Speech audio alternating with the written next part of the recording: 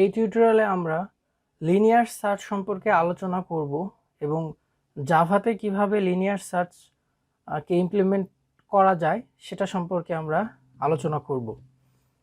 তো প্রথমে আমি একটা ক্লাস বানাই নিই। একটা ক্লাস আমরা ক্রিয়েট করতেছি, ক্লাসের নাম দিলাম লিনিয়ার সার্চ। ক্লাসের নাম আপনি যে কোনো কিছুই দিতে পারেন, যেটা আপনার ভালো লাগে। তো এখন আমি প্রথমে কোড করতেছি না, আগে আমি কিছুটা থিওরি বুঝাই দিই যে লিনিয়ার সার্চটা আসলে কি। তো আমাদের কাছে দেখা গেল আমি কি নিলাম, আমাদের কাছে এরকম কিছু সংখ্যা আছে। সাপোজ সংখ্যা হতে পারে, যে কোনো কিছুই হতে পারে। 50 আমাদের কাছে এরকম, আমি কয়েকটা সংখ্যা নিলাম, 10, 20, 30, 40, 50। আচ্ছা, এখন যদি আমাকে বলা হয় যে আমি যে এই সংখ্যাগুলো নিলাম, বা এটা যে কোনো কিছুই হতে পারে, তো এইটার ভিতরে আমি একটা কি দিয়ে দিলাম। যে সাপোজ আমি এখানে একটা লিখলাম যে কি ইকুয়াল 50।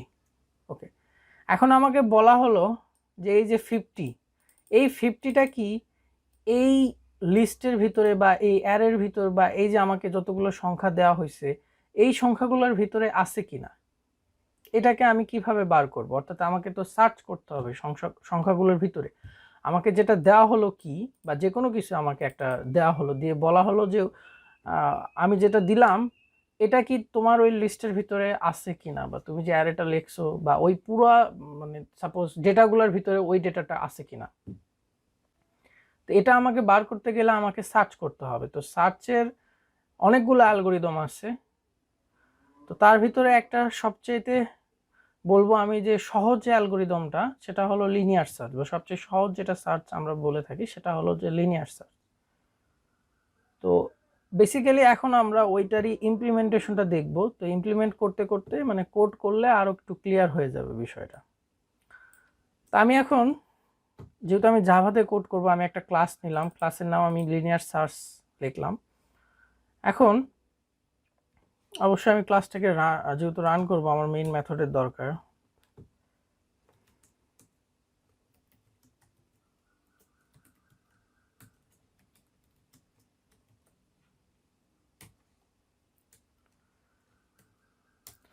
ওকে, এখন আমি একটা অ্যারে নিব। সো আমি এখানে একটা ইন্টিজার টাইপেরই অ্যারে ডিক্লেয়ার করতেছি,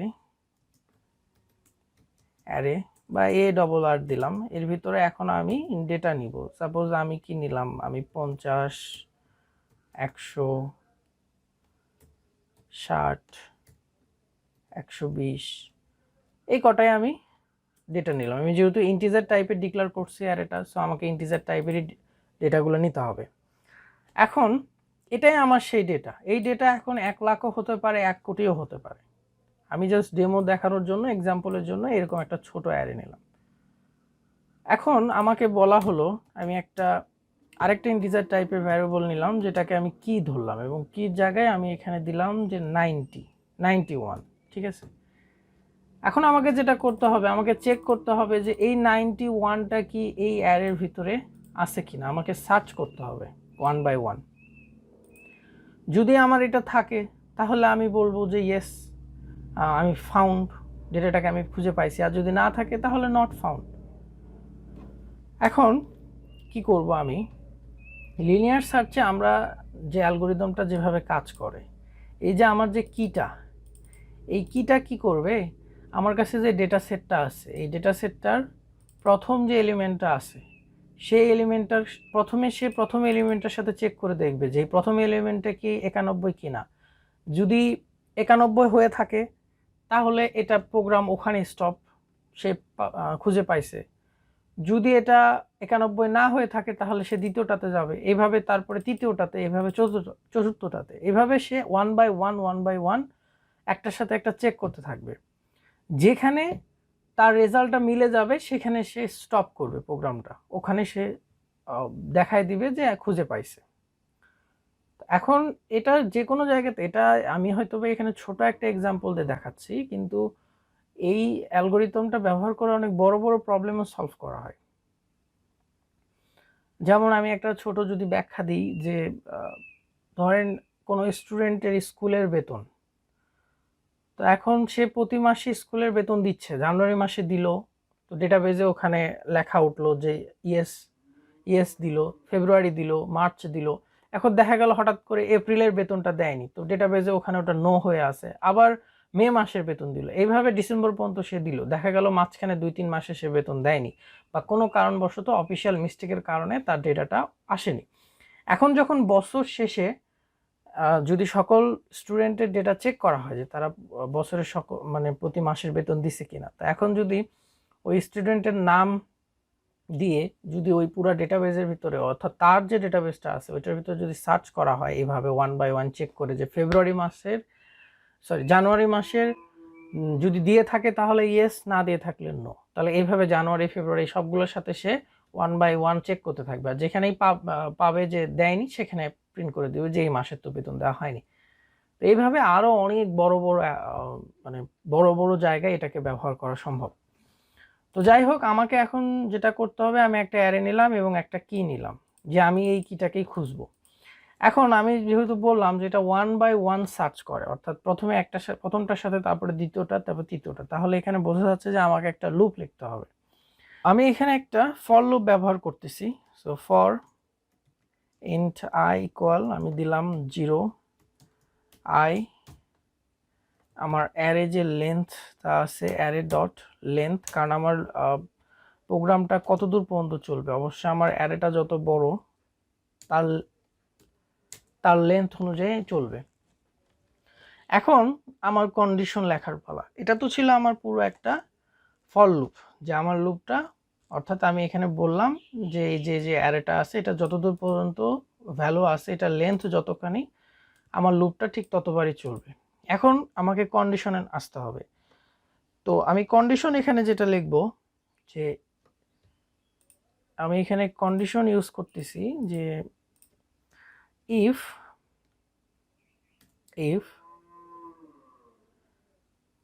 অ্যারে, আমার যে অ্যারেটা ছিল এটার ইন্ডেক্স আই।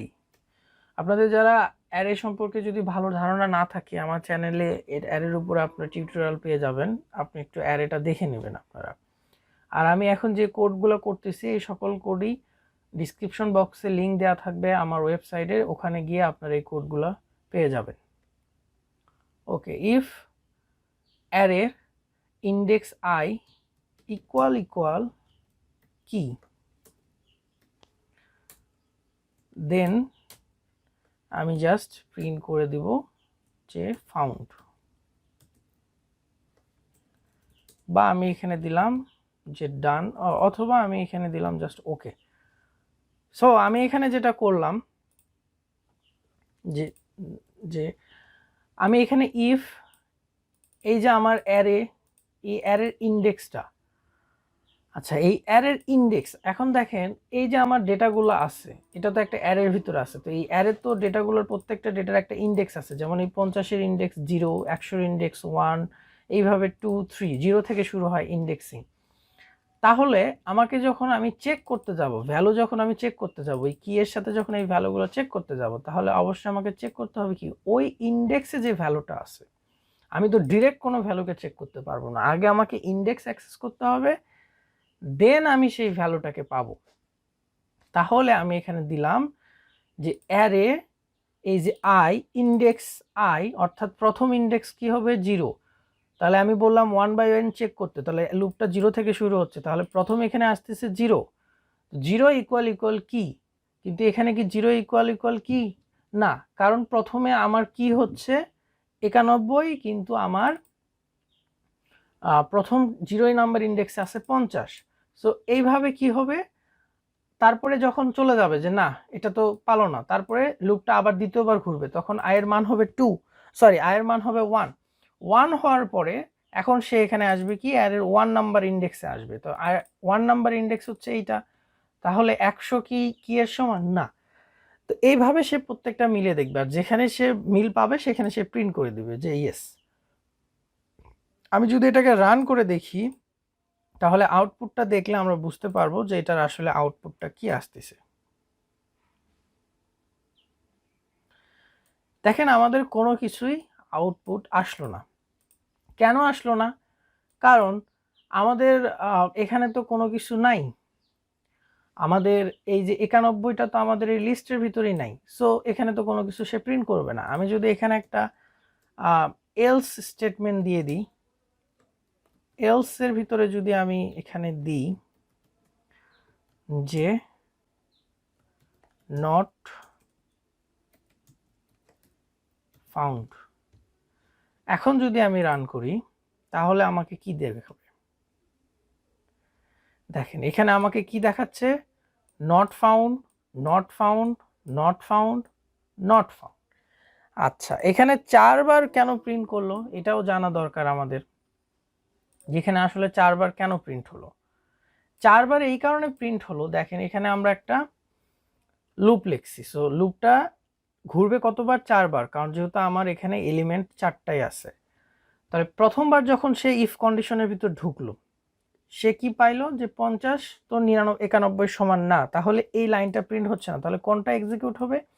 এটার পরে যেটা আছে নট ফাউন্ড, সেটা এক্সিকিউট হবে। সে একবার প্রিন্ট করলো, এভাবে বারবার যখন প্রত্যেকটার সাথে মিলাই দেখলো একটার সাথেও মিল পালো না, সো এখানে 4টায় নট ফাউন্ড প্রিন্ট করে দিল।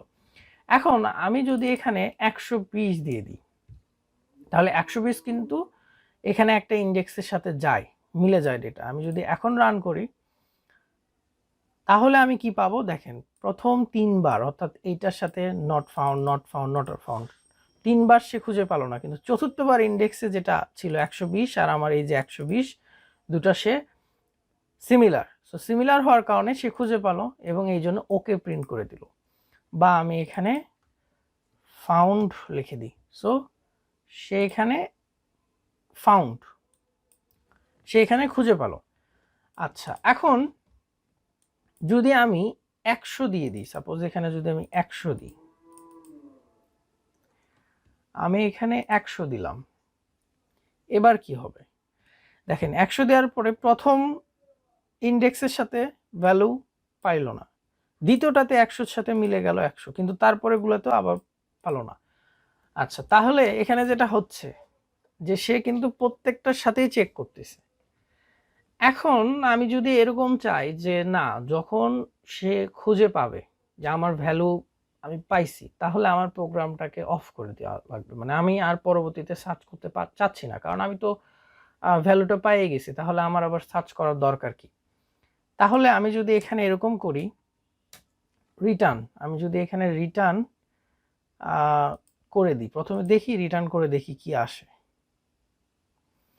দেখেন কি আসলো, প্রথমটার সাথে গেল 50 নট ফাউন্ড, 100 সাথে 50 মিলতেছে না, কিন্তু দ্বিতীয় ইন্ডেক্সে 100 আছে এবং এখানেও 100 আছে, সো এখানে ফাউন্ড। এরপরে রিটার্ন করে দিলাম, যা আমার আর নিচে যাওয়ার দরকার নেই, বাকিগুলো সার্চ করার দরকার নেই, রিটার্ন আমি এখানেই থামতে চাচ্ছি। তো যার কারণে এই লুপের থেকে সে বার হয়ে গেল, সে আর আসলো না লুপের ভিতরে। সো এইভাবে আমরা একটা লিনিয়ার সার্চের ইমপ্লিমেন্টেশনটা করতে পারি। এখন এখানে অনেক কিছু মডিফাই করা যাবে, যেমন এখানে যে বারবার যে নট ফাউন্ড, নট ফাউন্ড এই লেখাগুলো আসতেছে, যেহেতু এটা একটা লুপ, এই যে এলসটাও এই লুপের ভিতরেই আছে এইভাবে, সো এটাকেও চেঞ্জ করা যাবে। এখানে আরও অনেক কিছু মডিফাই করা যাবে। এখন যদি আমরা এখানে আরেকটু দেখতে চাই যে আসলে ইন্ডেক্সটা কত, আমি এখানে যদি এই এলসটুকুকে আপাতত কমেন্ট করে রাখলাম, আমি এখন দেখতে চাচ্ছি যে ডেটা যে খুঁজে পালো, ধরেন আমি রান করি এখানে, এই যে ফাউন্ড, অর্থাৎ এই 100টা এই লিস্টের ভিতরে আছে। আমরা আউটপুটে দেখলাম যে এই লিস্টের ভিতরে আছে, কিন্তু এখন যদি আমি দেখতে চাই যে এই লিস্টের কত নাম্বার ইন্ডেক্সে এই ডেটাটা আছে, যেমন আমি বললাম যে সে বিভিন্ন মাসের জানুয়ারি, ফেব্রুয়ারি, মার্চ, এপ্রিল মাসের বেতন চেক করতেছে। এখন আপনি দেখলেন যে সে বেতন দেয়নি 1 মাসের, কিন্তু আপনাকে তো এটাও দেখতে হবে যে কোন মাসের বেতনটা সে দেয়নি। সো এটা দেখার জন্য আমাকে ইন্ডেক্সটা জানতে হবে। তাহলে আমি যদি এখন এখানে ডেটা ফাউন্ড ইন ইন্ডেক্স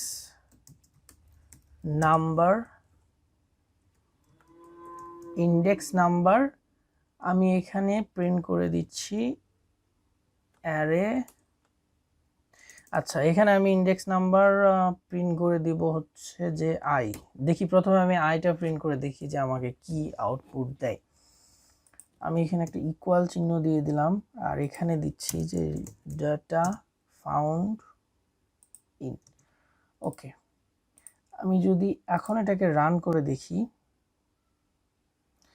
তাহলে দেখেন এখানে দেখাচ্ছে কি data found in index number 1। এই যে আমার এটা 0 নাম্বার ইন্ডেক্স, এটা আমার 1 নাম্বার ইন্ডেক্স। সো আমি ডেটাটা খুঁজে পেলাম 1 নাম্বার ইন্ডেক্সে, কারণ এই যে আইটাই তো আমার এখন এই ইন্ডেক্স নাম্বার।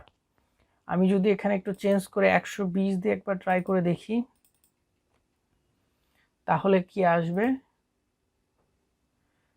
এখানে দেখেন data found in index number 3, এই যে 3 নাম্বার ইন্ডেক্সে ডেটাটা ফাউন্ড হলো। এখন সিমিলারলি আমি যে এলস ব্লকটাকে অফ করে রাখছিলাম, আমি এটাকে এখন আনকমেন্ট করে আমি যদি এখন এখানেও দেখতে চাই যে কোন কোন ইন্ডেক্সে ডেটাগুলোকে খুঁজে পাওয়া গেল না, তাহলে আমি এই জিনিসটুকুকে আমি কপি করলাম এবং এখানে আমি এটাকে পেস্ট করব। ডেটা, আমি এখানে লিখলাম যে data not found in index number. Okay, এখন যদি আমি দেখি তাহলে কি কি আসবে। Data not found in index number 0, 0তে নাই। Data not found in index 1, data not found in index 2, কিন্তু but data found in index number 3। এখানে একটা এক্সট্রা কেন আসতেছে? একটা বেশি স্পেস দিয়ে হয়েছে, এই স্পেসটাকে আমি রিমুভ করে দিই, এখন সবকটা একই লাইনেই আসবে। সো এখন আমরা এটাও খুঁজে পেলাম যে ডেটা কোন কোন ইন্ডেক্সে আছে এবং কোন কোন ইন্ডেক্সে নাই। সো এটাই ছিল আমার লিনিয়ার সার্চের টিউটোরিয়াল। এরপরে আমি আরও নতুন কোনো একটা সার্চ অ্যালগোরিদম বা শর্ট অ্যালগোরিদম নিয়ে ভিডিও বানাবো। আপনাদের যদি কোনো ভিডিও দরকার হয় কোনো টপিকে, তাহলে অবশ্যই কমেন্টে জানাবেন। ডিসক্রিপশন বক্সে এই ভিডিওর সম্পূর্ণ কোডের লিঙ্ক দেওয়া থাকবে এবং আমার আদার্স যে প্লেলিস্টগুলো আছে জাভা, পাইথন বা ডেটা স্ট্রাকচারে, সেগুলোর লিঙ্কগুলোও দেওয়া থাকবে। অ্যান্ড আমার ফেসবুক গ্রুপের লিঙ্কটা দেওয়া থাকবে, আপনারা সবাই আমার ফেসবুক গ্রুপে জয়েন করবেন।